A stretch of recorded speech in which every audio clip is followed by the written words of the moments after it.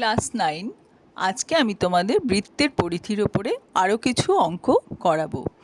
এর আগের দুটো ভিডিওতে পার্ট 1 আর পার্ট 2তে আমি বৃত্তের পরিধির উপরে ক্লাস 9-এর বই থেকে ওয়েস্ট বেঙ্গল বোর্ডের গণিত প্রকাশ বইটি থেকে পৃষ্ঠা 231 1 থেকে 9 অবধি অঙ্ক করিয়েছিলাম। আজকে আমি 10 থেকে বাকি অঙ্কগুলো করাবো। 10 নম্বর অঙ্ক কি বলেছে দেখো, গ্রামের নিয়ামক চাচা একটি মোটরের চাকার সঙ্গে বেল্ট দিয়ে একটা মেশিনের চাকা যুক্ত করেছেন।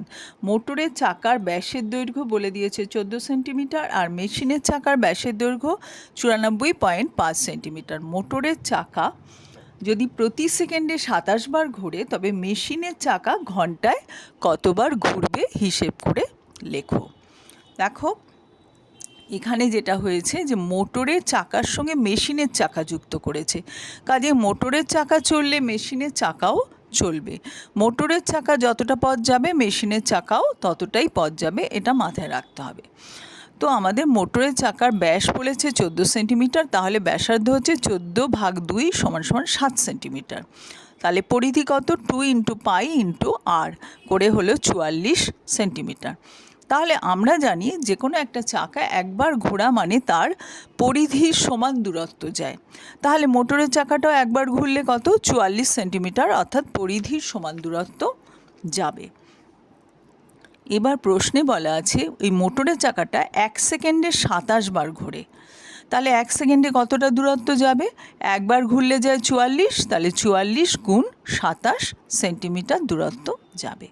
এবার 1 ঘন্টা মানে 3600 সেকেন্ড, তাহলে 3600 সেকেন্ডে কত যাবে? এই 44 × 27-এর সঙ্গে 3600 গুণ করব, এত সেন্টিমিটার। এগুলো আমরা গুণফল বার করছি না, এরকম করেই রাখছি, কেননা পরে আমরা কাটাকাটি করব, তখন এটা আমাদের আর গুণ করার প্রয়োজন নেই।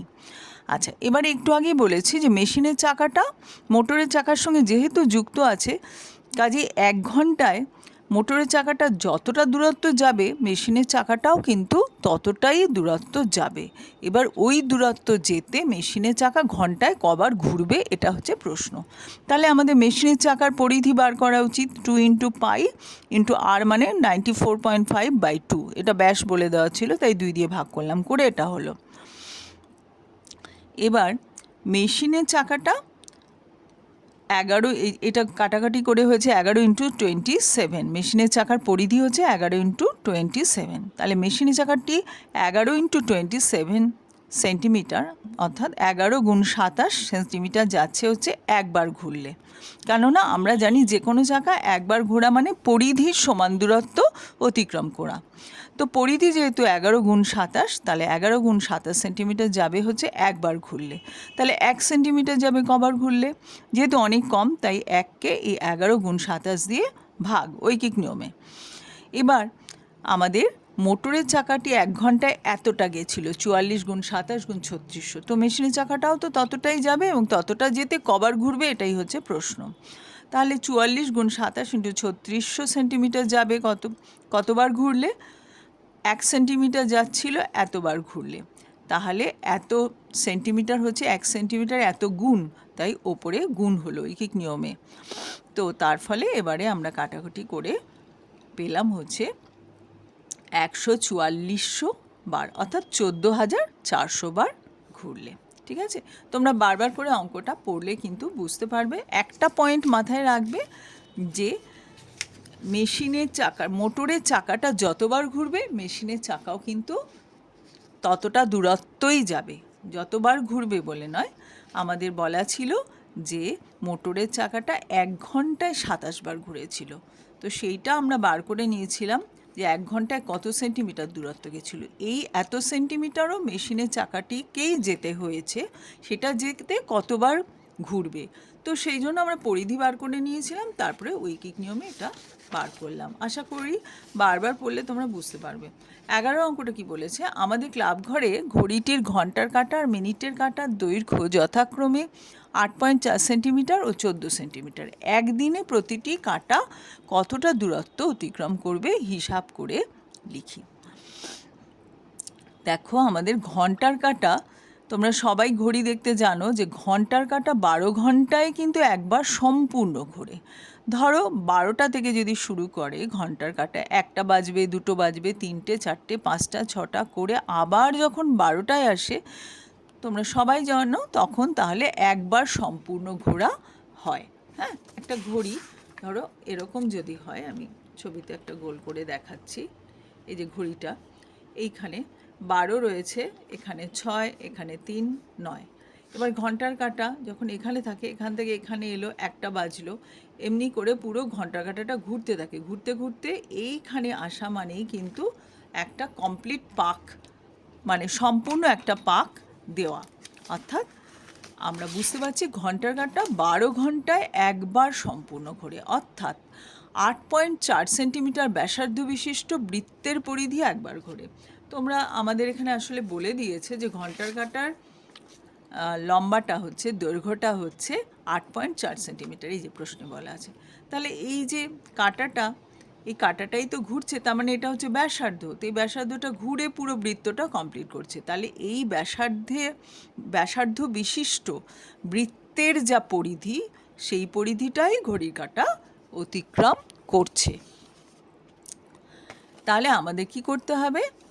আমরা বলবো যে 12 ঘন্টায় ঘুরছে পরিধির সমান দূরত্ব, তাহলে পরিধিটা বার করতে হবে। তাই 2 × পাই × r, 8.4 হচ্ছে আমাদের ব্যাসার্ধ বলে দেওয়া ছিল। ঠিক আছে, মানে ব্যাসার্ধ মানে ঘন্টার কাঁটার দৈর্ঘ্য, ঘন্টার কাঁটার দৈর্ঘ্যটাই হচ্ছে ব্যাসার্ধ।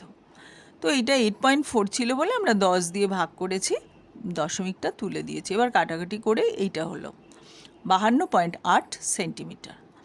এবার ঘন্টার কাঁটা 12 ঘন্টায় তো এক পাক ঘুরছে, কিন্তু আমাদের প্রশ্নটা হচ্ছে একদিনে প্রতিটি কাঁটা কতটা দূরত্ব অতিক্রম করবে, অর্থাৎ ঘন্টার কাঁটাও কতটা দূরত্ব অতিক্রম করবে একদিনে। একদিন মানে 24 ঘন্টা, এটা তো 12 ঘন্টায় ঘুরবে বার করলাম, তাহলে 24 ঘন্টা হচ্ছে 12-র দ্বিগুণ। তাহলে এক পাক না ঘুরে কপাক ঘুরবে? 2 পাক ঘুরবে। 12 ঘন্টায় এক পাক, 24 ঘন্টায় 2 পাক। তাহলে একদিনে কতটা ঘুরবে? একদিনে হচ্ছে এই 52.8 সেন্টিমিটার গুণ 2, কেননা 12 ঘন্টায় এটা ঘুরেছিল। ঠিক এরকম করে মিনিটের কাঁটা, মিনিটের কাঁটা খেয়াল করো, তোমরা জানো প্রত্যেকেই ঘড়ি মিনিটের কাঁটা কি করে, পুরোটা ঘোরে কখন? ধরো 12টা থেকে যখন 1টা বাজবে, মিনিটের কাঁটা এরম 5, 10, 15 এরম করতে করতে 30, 35 এরকম করে এসে 45, তারপরে 60-এ এসে মেলে। ঠিক আছে, তো 60 মিনিটে 1 ঘন্টা, তো তোমরা সবাই জানো, সেই জন্য মিনিটের কাঁটা কিন্তু এখান থেকে যদি শুরু করে পুরোটা ঘোরে 1 ঘন্টায়। ঘন্টার কাঁটার বেলায় কিন্তু উল্টোটা ছিল, 12 ঘন্টায় 1টা বাজবে, 2টো বাজবে, 3টে বাজবে। আর মিনিটের কাঁটা কিন্তু 5 মিনিট, 10 মিনিট, 15 মিনিট এমনি করে চলছে। তাহলে এটাই মাথায় রাখবে যে মিনিটের কাঁটা 60 মিনিট বা 1 ঘন্টায় এক পাক ঘুরছে। এক পাক ঘোরা মানেই হচ্ছে পরিধির সমান দূরত্ব। তাহলে 2 × পাই, এখানে মিনিটের কাঁটার দৈর্ঘ্য বলেছিল 14 সেন্টিমিটার, তাই 14 দিয়ে গুণ হলো, তাহলে 88 সেন্টিমিটার হলো। তাহলে মিনিটের কাঁটা 24 ঘন্টায় যাচ্ছে হচ্ছে 88 × 24, কেননা 1 ঘন্টায় এক পাক ঘুরেছিল, ঘুরে এতটা দূরত্ব গিয়েছিল 88 সেন্টিমিটার। তাহলে 24 ঘন্টায় কী হবে? 1 ঘন্টাকে 24 দিয়ে গুণ, অর্থাৎ 88 × 24 করে এত সেন্টিমিটার পেলাম। ঠিক আছে, এবারে হচ্ছে আমাদের 12 অঙ্কটা। 12 অঙ্কটা আমাদের বইতে একটা ব্ল্যাঙ্ক দিয়ে বলা ছিল যে আমার বৃত্তের পরিধি বাই মিহিরের বৃত্তের পরিধি কত হচ্ছে সেটা আমরা দেখব। তাহলে বৃত্তের ব্যাস, আমার বৃত্তের ব্যাস কী হবে আর মিহিরের বৃত্তের ব্যাস কী হবে, এটাই ছিল আমাদের প্রশ্নে। তো আমার বৃত্তের পরিধি আমি 2πr1 যদি ধরি, মানে আমার বৃত্তের ব্যাসার্ধ r1 ধরি, তাহলে মিহিরের বৃত্তেরটা r2 ধরলে এটা হচ্ছে 2πr2। তাহলে এই পরিধির অনুপাত কি হচ্ছে? 2πr1 / 2πr2। তাহলে 2π কেটে গেলে কি হয়? 2r1 / 2r2। তাহলে আমার বৃত্তের ব্যাস হলো / মিহিরের বৃত্তের ব্যাস। তাহলে যদি ব্যাসের দৈর্ঘ্যের অনুপাত 3:4 হয়, তাহলে পরিধির অনুপাতও দেখো 3:4 হচ্ছে। তাহলে এরকম করে তুমি যদি এখানে বলো যে ব্যাসের দৈর্ঘ্য 2:3, সেমই হবে, তাহলে পরিধির অনুপাতও 2:3 হবে। আমরা এখানে ফর্মুলার সাহায্যে দেখিয়ে দিলাম যে ব্যাসার্ধ যাই হোক না কেন, দুটো আমার বৃত্তের ব্যাসার্ধ একরকম হবে, মিহিরের বৃত্তের ব্যাসার্ধ আরেক রকম হবে। কিন্তু পরিধি বাই পরিধি যখন করছি তখন সেটা কি হয়ে যাচ্ছে, ব্যাস বাই ব্যাস হচ্ছে। অর্থাৎ পরিধি বাই পরিধি, অর্থাৎ পরিধির অনুপাত আর ব্যাসের অনুপাত সেম হবে। সেই জন্য তোমরা যা খুশি বসাতে পারো। যদি ব্যাসের দৈর্ঘ্য অনুপাত 3:4 করো তাহলে পরিধির অনুপাতও 3:4 হবে, বা যদি এটা 2:3 করো এটাও 2:3 হবে। তো এটা অনেকগুলো উত্তর হতে পারে, তোমরা যেমন খুশি বসিয়ে করতে পারো। 13 নম্বর অঙ্ক, রহিমের একটি বৃত্তাকার মাঠের পুরোটা দৌড়তে যে সময় লাগে ব্যাস বরাবর এক প্রান্ত থেকে আরেক প্রান্তে যেতে তার থেকে 40 সেকেন্ড কম সময় লাগে। রহিমের গতিবেগ 90 মিটার প্রতি মিনিট হলে মাঠের ব্যাসের দৈর্ঘ্য কত? তোমরা সবাই জানো যে বৃত্তের পরিধি তো বড় ব্যাসের থেকে, তাই না? কেন, ফর্মুলাই হচ্ছে π/d। তো বড়, কাজেই ব্যাস বরাবর যেতে তো সময় কম লাগবেই। তো কতটা সময় কম লেগেছে? 40 সেকেন্ড। তো আমরা দেখি 40 সেকেন্ডে তাহলে কতটা যায়। বেগ বলে দিয়েছে যে 90 মিটার প্রতি মিনিটে, অর্থাৎ 60 সেকেন্ডে যায় 90 মিটার, 1 সেকেন্ডে যায় 90/60, 40 সেকেন্ডে যায় 90/60 গুণ 40 করে হলো 60 মিটার। তাহলে মাঠের পরিধি কি 2πr, আর ব্যাসের ফর্মুলা কি 2r। তাহলে এই দুটোর ডিফারেন্স বা পার্থক্য হচ্ছে 60 মিটার। কেন 60 মিটার? না, আমাদের প্রশ্নে বলেছিল মাঠের পুরোটা দৌড়াতে, অর্থাৎ পরিধি বরাবর দৌড়তে যে সময় লাগে ব্যাস বরাবর দৌড়তে তার থেকে 40 সেকেন্ড কম সময় লাগে। তাহলে 40 সেকেন্ডে যতটা দূরত্ব যায় ততটাই ছোট হচ্ছে ব্যাস, বা ততটাই দৈর্ঘ্যে কম ব্যাস পরিধির থেকে ব্যাস ততটাই কম। সেই জন্য এটা হলো পরিধির ফর্মুলা, আর 2r হচ্ছে ব্যাসের ফর্মুলা। অর্থাৎ পরিধির দৈর্ঘ্য থেকে ব্যাসের দৈর্ঘ্য বাদ দিলে হবে হচ্ছে 60 মিটার। কেননা 40 সেকেন্ডে 60 মিটার যেতে পারে। 40 সেকেন্ড কম সময় লেগেছে। কেন কম সময় লেগেছে? ব্যাস ছোট বলে। কার থেকে ছোট? পরিধির থেকে ছোট বলে। ঠিক আছে? তো এইবার আর কিছুই না, আমরা আর কমন নিলাম, নিয়ে আমরা সমাধান করে আর এর মান বার করেছি 14, ব্যাস তাহলে হচ্ছে 2 × r, অর্থাৎ 2 × ব্যাসার্ধ মানে 28 মিটার। ঠিক আছে? নেক্সট 14 অঙ্কটা, দুটো বৃত্তের পরিধির অনুপাত 2:3 আর তাদের ব্যাসার্ধের দৈর্ঘ্যের অন্তর মানে বিয়োগফল 2 সেন্টিমিটার। বৃত্ত দুটির ব্যাস কত? আমরা প্রথম বৃত্তের ব্যাসার্ধকে r1 সেন্টিমিটার ধরলাম, যেহেতু একক সেন্টিমিটারে আছে, আর দ্বিতীয়টা ধরলাম r2। এখন পরিধির অনুপাত 2:3, তো প্রথম বৃত্ত তো আমি ধরেছি r1, প্রথম বৃত্তের ব্যাসার্ধ, তাহলে পরিধি হচ্ছে 2 ভাগ প্রথমটার, আর দ্বিতীয়টার হচ্ছে 3 ভাগ। তাহলে এখান থেকে আমরা বুঝতে পারলাম r1 কিন্তু ছোট হবে r2 থেকে, এটা কিন্তু বুঝে নিতে হবে। ঠিক আছে? যেহেতু আমি প্রথম আর দ্বিতীয়র অনুপাত, পরিধির অনুপাতের ক্ষেত্রে দেখতে পাচ্ছি প্রথমটা হচ্ছে 2 ভাগ আর দ্বিতীয়টা হচ্ছে 3 ভাগ, তাহলে নিশ্চয়ই প্রথম বৃত্তটা ছোট, কাজে তার ব্যাসার্ধ ছোট। এটা মাথায় রাখতে হবে, কারণ আছে, পরে বলছি। তো আমরা তাহলে কি লিখব? 2πr1 divided by 2πr2 equal to 2/3। 2πr1কে 2πr2 দিয়ে ভাগ করব, অর্থাৎ প্রথম বৃত্তের পরিধিকে দ্বিতীয় বৃত্তের পরিধি দিয়ে ভাগ করব, তাহলেই তো অনুপাত পাওয়া যায়। সেই অনুপাতটা হচ্ছে 2/3, এখান থেকে পেলাম। ঠিক আছে? এবার 2π কেটে যাচ্ছে, তাহলে r1/r2 ইকুয়াল টু হচ্ছে 2/3। তাহলে r1 ইকুয়াল টু কি? r2 দিয়ে যদি গুণ করে দিই, বজ্রগুণন করে, 2/3 গুণ r2। এবার প্রশ্নে বলা ছিল যে এই দুটো বৃত্তের ব্যাসার্ধের দৈর্ঘ্যের অন্তর হচ্ছে 2 সেন্টিমিটার, অর্থাৎ ব্যাসার্ধ থেকে ব্যাসার্ধ বিয়োগ করলে 2 সেন্টিমিটার পাবো। আগেই বলেছি r1 হচ্ছে ছোট, তাহলে r2 - r1 ইকুয়াল টু হচ্ছে 2। এবার r1 ইকুয়াল টু বলা ছিল 2/3, r2 বলা ছিল মানে আমরা অঙ্ক করে বার করেছিলাম। তো r1 এর জায়গায় এটা বসালাম। এবার r2 কমন নিলে কি পাচ্ছি? এখান থেকে 1, এখান থেকে -2/3 করে হলো 2। তাহলে r2 ইন্টু এটা বিয়োগ করলে হয় 1/3। এবার বজ্রগুণন করে দিচ্ছি, তাহলে r2 ইকুয়াল টু হচ্ছে 6। এখান থেকে r1 বার করবো, r1 ইকুয়াল টু হচ্ছে 2/3 গুণ r2, অর্থাৎ 2/3 গুণ 6 পেয়ে গেলাম। নেক্সট 15 অঙ্কটা আমাদের দেখিয়েছে যে একটা বর্গাকার পিতলের পাত আছে, কেমন? সেই পাতটার ক্ষেত্রফল বলে দিয়েছে 196 বর্গ সেন্টিমিটার। একটু দেখে নাও বাঁদিকের ছবিটা, আমি আবার দেখাবো। তাহলে পিতলের পাতের বাহুর দৈর্ঘ্য কত হবে? 196-এর বর্গমূল করে আমরা পাচ্ছি 14, তাহলে 14 সেন্টিমিটার। এইরকম পিতলের পাতটা থেকে 4টে সর্ববৃহৎ, সবচাইতে বড়, মানে যতটা ম্যাক্সিমাম করা যায় এরকম বৃত্তাকার পাত কেটে নেওয়া হয়েছে। হ্যাঁ, সেই বৃত্তাকার পাতগুলো, প্রত্যেকটা বৃত্তাকার পাতের পরিধি জানতে চেয়েছে। আমি এবার ছবিটা ভালো করে দেখাচ্ছি। এই হচ্ছে পিতলের পাতটা, বর্গাকার, দেখতেই পাচ্ছ। এবার যদি বর্গাকার হয় তাহলে আমরা দৈর্ঘ্য প্রস্থ সমান, তো তাই প্রত্যেকটা বাহুর মাঝখান দিয়ে যদি দাগ টানি আর এদিক থেকেও দাগ টানি, তাহলে 4টে সমান বর্গক্ষেত্রে ভাগ হয়ে গেল। এবার তার মধ্যে আমরা 4টে বৃত্ত এঁকেছি, ঠিক আছে? এইবার দেখো ভালো করে ছবির দিকে তাকাও। আমরা এই যে বাহুর দৈর্ঘ্য বার করেছিলাম 14, তাহলে এই লেন্থটা বা এই দৈর্ঘ্যটা হচ্ছে 14 সেন্টিমিটার, আবার এদিকেও দৈর্ঘ্য হচ্ছে 14 সেন্টিমিটার। ঠিক এর মাঝখানে কিন্তু আমরা লাইন টেনেছিলাম, আবার এদিকেও মাঝখানে। তাহলে দেখো 14-র অর্ধেক হচ্ছে 7, তো এই 7 তাহলে কি হচ্ছে, প্রত্যেকটা বৃত্তের কিন্তু ব্যাস হয়ে যাচ্ছে।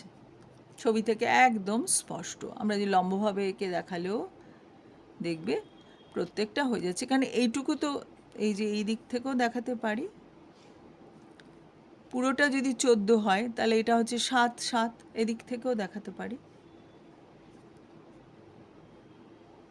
দেখো, হ্যাঁ, পুরোটা তো 14, এই 14 আর 14, যেহেতু এটা বর্গক্ষেত্র, বাহুর দৈর্ঘ্য 14 পেয়েছি, তাহলে এতটুকু 7, এই 7টা মানে কি বৃত্তটার ব্যাস।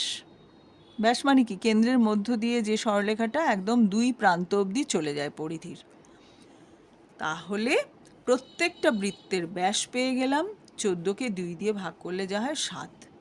তাহলে বৃত্তাকার পাতের পরিধি চেয়েছে। পরিধি মানে কি? পরিধির ফর্মুলা পাই ইন্টু ডি, বা ডি মানে 2r, 2 পাই আরও বলতে পারো, একই ব্যাপার। তো ডি এ আমি ডি বসালাম, যেহেতু আমরা ব্যাস বার করেছি 7, আর আর বার করলে তাহলে 7/2 হতো, আবার 2 দিয়ে গুণ করতে একই ব্যাপার হতো। তাহলে পাই গুণ ডি হচ্ছে বৃত্তাকার পাতের পরিধি, তাহলে 22-এর 7 ইন্টু 7 হলো। যেহেতু এখানে ব্যাস হচ্ছে 7 সেন্টিমিটার। এই ছবিটা কিন্তু আসল, এই ছবিটা ভালো করে এঁকে তোমরা কিন্তু বুঝে নেবে ব্যাপারটা। আমি এখানে এঁকে দিয়েছি। নেক্সট হচ্ছে 16 অঙ্কটা। এটা না অনেকটা 13-র প্রশ্নের মতো। 13তে আমি যে অঙ্কটা করেছি সেটারই মতো, কাজে তোমরা এটা নিজেরা করবে। আচ্ছা, 17-র অঙ্কটা দেখো। মহিম সাইকেলে চেপে 7 মিটার 5 ডেসিমিটার চওড়া একটা বৃত্তাকার পথের বাইরের আর ভিতরের ধার বরাবর সম্পূর্ণ একবার ঘুরতে যথাক্রমে 46 সেকেন্ড আর 44 সেকেন্ড সময় নেয়। তো প্রশ্ন হচ্ছে ভিতরের ধার বরাবর বৃত্তটির ব্যাসের দৈর্ঘ্য কত? ঠিক আছে, আচ্ছা, দুটো বৃত্ত, এই দেখো, এটা হচ্ছে ভেতরের বৃত্ত আর এটা হচ্ছে বাইরের বৃত্ত। এবার চওড়া কতটা? 7.5 মিটার, কারণ 7 মিটার 5 ডেসিমিটার মানে হচ্ছে 7.5 মিটার। তো এতটা হচ্ছে চওড়া পথটা। তার ফলে ভেতরের বৃত্তটা হচ্ছে এটা আর বাইরের বৃত্তটা হচ্ছে এটা, ঠিক আছে? এবারে আমাদের বলছে প্রশ্নে যে পুরো বাইরেটা ঘুরতে, অর্থাৎ বাইরের বৃত্তের পরিধি ঘুরে আসতে 46 সেকেন্ড সময় লাগছে মহিমের সাইকেলে, আর ভিতরের বৃত্তের পরিধিটা ঘুরতে 44 সেকেন্ড সময় লাগছে। তো এখান থেকে আমার ভিতরের বৃত্তটার ব্যাস বার করতে বলেছে, অর্থাৎ ব্যাসার্ধ যদি আর ধরি 2rটা বার করতে হবে। আমরা প্রথমে ভিতরের বৃত্তের ব্যাসার্ধ ধরে নিলাম। তো বাইরের বৃত্তের ব্যাসার্ধ কত হবে? আর এর সঙ্গে এই চওড়াটা যুক্ত হবে। চওড়ার কতটা? 7.5 মিটার, আমাদের বলাই ছিল। চওড়া হচ্ছে এটা। তো তাহলে আর হচ্ছে এই ক্যাপিটাল আর হচ্ছে মানে হচ্ছে এই স্মল আর, অর্থাৎ ছোট বৃত্তটার ব্যাসার্ধের সঙ্গে এই চওড়াটা যুক্ত করব, আর প্লাস 7.5 মিটার, এটা মাথায় রাখবে। তো এবারে তাহলে ভেতরের বৃত্তের পরিধি কি হচ্ছে? 2 পাই ইন্টু স্মল আর বাইরের বৃত্তের পরিধি হচ্ছে 2 pi into capital R. Capital R মানে কি? R plus 7.5। তো তাহলে প্রশ্ন অনুযায়ী 46 সেকেন্ডে যাচ্ছে হচ্ছে মহিম বড় বৃত্তটা, বড় বৃত্তের পরিধি, অর্থাৎ 2 পাই ইন্টু আর প্লাস 7.5। তাহলে 1 সেকেন্ডে যাচ্ছে কত? এই পুরোটাকে 46 দিয়ে ভাগ। আবার 44 সেকেন্ডে যাচ্ছে ভিতরের বৃত্তের পরিধি। ভিতরের বৃত্তের পরিধি ছোট, তো তাই সময় কম লেগেছে। তাহলে 44 সেকেন্ডে যাচ্ছে কত? এই 2 পাই আর, এটা তো ভেতরের বৃত্তের পরিধি। তাহলে 1 সেকেন্ডে কত যাবে? 2 পাই আর ডিভাইডেড বাই 44 ভাগ 44। তো দেখো, মহিম সাইকেলে করে যাচ্ছিল, তার গতিবেগ তো একই ছিল, কাজে 1 সেকেন্ডে এখানে যা বলেছে যে 1 সেকেন্ডে এতটা যাচ্ছে, আবার এখানে বলছি 1 সেকেন্ডে এতটা যাচ্ছে, তাহলে দুটো জিনিসই এক। তাহলে আমরা একটা সমীকরণ গঠন করতে পারি, অর্থাৎ 1 সেকেন্ডে যায় এইটা সমান সমান আবার 1 সেকেন্ডে যায় এটা, এই দুটো রাশি সমান। তাহলে আমরা প্রশ্ন অনুসারে আমরা লিখতে পারি যে 2 পাই ব্র্যাকেটের মধ্যে আর plus 7.5 divided by 46 equal to হচ্ছে 2 পাই আর বাই 44। এবার দুদিক থেকে 2 পাই কেটে যায়, ঠিক আছে। এবার বজ্রগুণন করব। 46 দিয়ে আরকে স্মল আরকে গুণ করে 46 আর এদিক থেকে 44 দিয়ে আরকে গুণ করব 44 মাঝখানে প্লাস আছে 44 ইন্টু 7.5, এটা দিয়ে গুণ করছি পুরোটাকে। 2 পাই তো কেটে গেছে। তো তাহলে এটা হলো। এবার পরের লাইনে কি করলাম, এই 44 মানে 44 বাদিকে নিয়ে নিলাম, আর এটা ডান দিকে রয়েছে। একটার থেকে এটা বাদ দিলে কি হয়? 2r ইকুয়াল টু হচ্ছে 44 ইন্টু 7.5। এবার আর ইকুয়াল টু কী হবে? 2 দিয়ে ভাগ হবে, এটাকে 2 দিয়ে ভাগ করলাম 22কে 7.5 দিয়ে গুণ করলে হয় 165। এবার প্রশ্ন ছিল ব্যাস বার করব। তো ব্যাস মানে কি হবে? 2 ইন্টু আর, 2 ইন্টু ব্যাসার্ধ, অর্থাৎ 330 মিটার। ঠিক আছে, এই ছবিটা ভালো করে বোঝার চেষ্টা করবে। এতটা হচ্ছে চওড়া, এই চওড়া পথ, আর ভেতরে এই বৃত্তটা, তাহলে চওড়া পথটা যুক্ত করে যে ব্যাসার্ধ পাই সেটা দিয়ে যে বড় বৃত্তটা হচ্ছে, এটা মাথায় রাখতে হবে। আচ্ছা, 18 অঙ্কটা তোমরা একটু প্রশ্নটা বই থেকে দেখে নিও, ওটাও অনেকটা এই ধরনেরই। এখানে চওড়া 7.5 আর এটা হচ্ছে 5 মিটার চওড়া বলেছে। বাইরের বৃত্তাকার পথ ঘুরে আসতে কি সময় লেগেছে বলেছে হচ্ছে 20x সেকেন্ড। আমাদের আগের অঙ্কটা বলা ছিল 46 সেকেন্ড 44 সেকেন্ড, এখানে এখানে 20x সেকেন্ড বলেনি, ওখানে অনুপাত দুটো বলে দিয়েছিল যে বাইরে আর ভিতরের পরিধি বরাবর ঘুরে আসার সময়ের অনুপাত 20:19 বলে দেওয়া ছিল। 18 অঙ্কটা বই থেকে একটু দেখে নেবে। যেহেতু 20:19 বলেছে, আমরা সেই জন্য ধরে নিলাম, এই যে ধরি লিখেছি, যে বাইরের বৃত্তাকার পথ পুরো ঘুরতে সময় লাগছে 20x সেকেন্ড, আর ভিতরের বৃত্তাকার পথ পুরো ঘুরতে লাগছে 19x সেকেন্ড। এইবার আমরা ভিতরের বৃত্তটার ব্যাসার্ধ ধরেছি স্মল আর, তাহলে বাইরেরটা কি হবে? আর প্লাস 5 হবে, যেহেতু 5 মিটার চওড়া। এটার মতোই তো আগের অঙ্কটায় এই চওড়াটা ছিল 7.5, তাই এখানে দেখো 7.5 যোগ করেছিল, আর এখানে হচ্ছে আর প্লাস 5 যোগ করছি। ঠিক আছে, তো তাহলে 20x সেকেন্ডে যায় বলেছে বড় বৃত্তের পরিধি, অর্থাৎ 2 পাই ইন্টু আর প্লাস 5 মিটার। 1 সেকেন্ডে যায় কত? আগের অঙ্কের মতোই 20xের জায়গায় 1 লিখেছি, তাই 20x দিয়ে ভাগ করলাম এটাকে। এবার 19x সেকেন্ডে যাচ্ছে ভেতরের বৃত্তের পরিধি। ভেতরের বৃত্তের পরিধি মানে এই যে 2 পাই আর, ছোট বৃত্ত যার ব্যাসার্ধ আমরা ধরেছিলাম 8 সেন্টিমিটার। হ্যাঁ, তাহলে 19 সেকেন্ডে যাচ্ছে 2 পাই আর, 1 সেকেন্ডে যাচ্ছে 2 পাই আর বাই 19 এক্স। এবার 1 আর 2 তুলনা করব, কেন এটাও 1 সেকেন্ডে যাচ্ছে, এটাও 1 সেকেন্ডে যাচ্ছে, তাহলে দুটো নিশ্চয়ই সমান। সেই জন্য আমরা লিখলাম, সমীকরণ গঠন করলাম যে এইটা ইকুয়াল টু হচ্ছে এটা। এবার দুদিক থেকে 2 পাই কেটে গেল, আগের অঙ্কটার মতো একদমই। তাহলে আমরা 19 দিয়ে বজ্রগুণন করব, করে 19 আর প্লাস 95 পাই, আর এটা দিয়ে গুণ করলে 20 আর পাই। 19 আরটাকে বাদিকে নিয়ে এসছি, তাই 20 আর মাইনাস 19 আর ইকুয়াল টু হলো 95। তাহলে আর ইকুয়াল টু 95, এবং ব্যাস বার করতে বলেছে, তাই 2 ইন্টু 95 ইকুয়াল টু 190 মিটার। তোমরা আগের অঙ্কটা বুঝতে পারলে এটা নিজেরাই করতে পারবে, তাও আমি একটু সংক্ষেপে এখানে করে দিয়েছিলাম। ঠিক আছে, আগের অঙ্কটা আরেকবার একটা জিনিস বলে দিচ্ছি, যেটা বারবার মনে রাখবে। এখানে বলা ছিল মহিম সাইকেলে চেপে 7 মিটার 5 ডেসিমিটার চওড়া একটা বৃত্তাকার পথের বাইরের ও ভিতরের ধার বরাবর সম্পূর্ণ একবার ঘুরতে যথাক্রমে এত সেকেন্ড ও এত সেকেন্ড নেয়। এই পথটা, এই যে 7.5 মিটার চওড়া এই পথটা কল্পনা করো, এরকম চওড়া একটা পথ, তার বাইরেটা ঘুরতে 46 সেকেন্ড আর ভেতরটা ঘুরতে 44। তার মানে আমরা দুটো বৃত্ত পেয়ে যাচ্ছি, একটা বাইরের বৃত্ত যেটা বড়, আর একটা হচ্ছে ভেতরের বৃত্ত যেটা ছোট, কেন্দ্র কিন্তু এক। তো সেই জন্য আমরা কি ধরে নিয়েছিলাম যে ছোট বৃত্তের ব্যাসার্ধ হচ্ছে স্মল আর বড় বৃত্তের ব্যাসার্ধ কী হবে, এই স্মল এর সঙ্গে এই চওড়াটা যুক্ত হবে, অর্থাৎ r+7.5 হবে। তাই বড় বৃত্তের পরিধি বার করার সময় 2π ক্যাপিটাল আরের জায়গায় আমরা স্মল r+7.5 লিখেছিলাম। ঠিক আছে, আশা করি তোমরা সবাই বুঝতে পেরেছো। না বুঝতে পারলে তোমরা অবশ্যই কমেন্টে জানাতে পারো। Thank you.